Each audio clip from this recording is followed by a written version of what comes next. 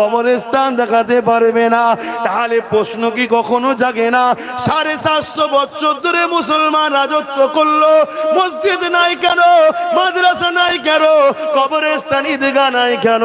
এই না থাকার কারণ হলো ওই সকল মুসলমানের দিল থেকে নামদারি উলামারা, নামদারি বক্তারা, নামদারি পীর সাহেব পীরজাদারা নবীর প্রেমকে কেড়ে নিয়েছিল। নামাজ দিয়েছে, রোজা দিয়েছে, হজ দিয়েছে, দাড়ি দিয়েছে, কোরআন তেলাওয়াত দিয়েছে, কিন্তু নূর নবীর আদব, নূর নবীর প্রেম যেটা ঈমান শক্তিশালী হয় ওইটাকে কেড়ে নিয়েছে।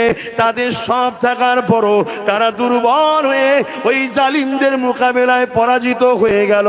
এই যে আমরা পয়লা এপ্রিল ফুল বলি, এই যে এপ্রিল ফুলটা কি এ যুবকেরা তোমরা তো জানো না।